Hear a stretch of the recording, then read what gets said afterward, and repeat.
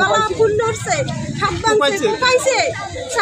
আর আমার এক কাকা তার মাথায় দুইটা আঘাত করছে কোপ দিয়া। সলেমানের বাবাই কোপ দিয়েছে, 3 দরজা মিলে পারে সলেমানের বাবাই। আমাদের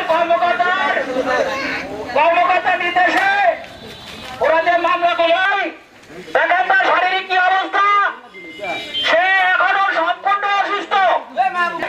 সেটা সত্যিকার হচ্ছে একটি সত্যিকার মামলা। তাই আমি আপনাদের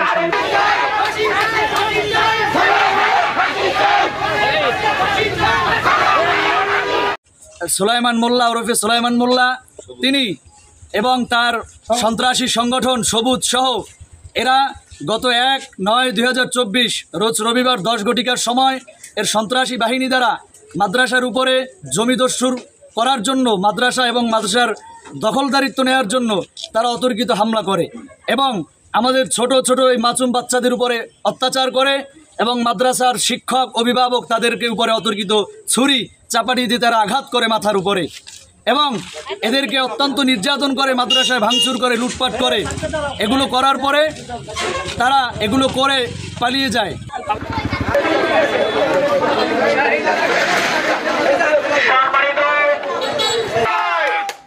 এই সন্ত্রাসী সুলাইমান মোল্লার আজকের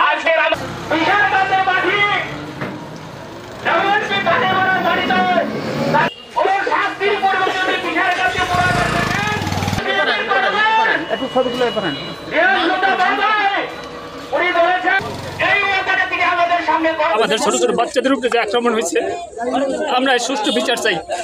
1 তারিখ আমাদের ছোট ছোট বাচ্চা নার্সারিতে পড়ে, বয়স 6-7 বছর, তাদের উপরে যে আক্রমণ করা হয়েছে আমরা বিচার চাই। 1 তারিখে বিকালে আমাদের মামলা হয়েছে, এখন পর্যন্ত কোনো আসামি গ্রেপ্তার হয় নাই।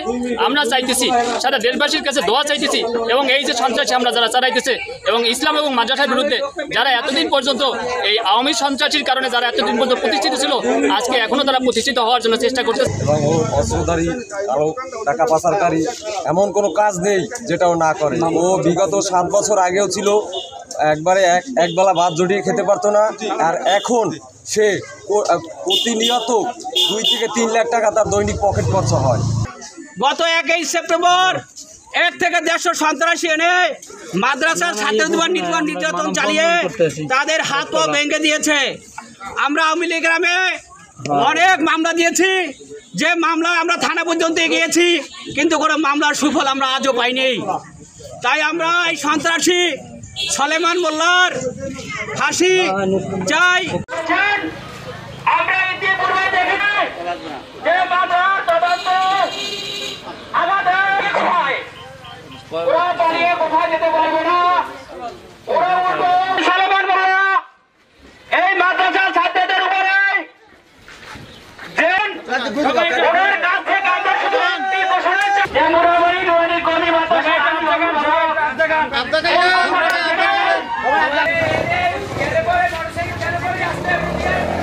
দিকে লোকজন আসছে, আমাদের বাচ্চা কাচ্চাদের হামলা করানো হয়েছে।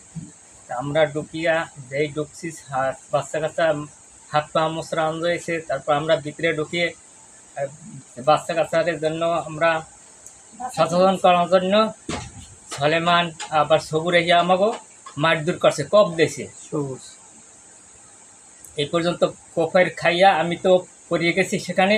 তার পরবর্তীতে কি হয়েছে আমি জানি, আমি অজ্ঞান হয়ে পড়ছি। মামলা হয়েছে আমাকে কোনো এখনো পর্যন্ত তারা হুমকি দিচ্ছে, কিন্তু আসামি কোনো ধরা পড়তেছে না, তাদের কাছে আসতেছে না, কিন্তু দূর থেকে হামলা করতেছে, আমাকে ভয়ভীত করতেছে। সুষ্ঠু বিচার চাই, সুলাইমানের ফাঁসি চাই। আমরা কেউ এই রাস্তা ছাড়বো না। আপনারা অবশ্যই বুঝতে পারছেন, মাকে দর্শন করে সুরানি হাফিজে কবি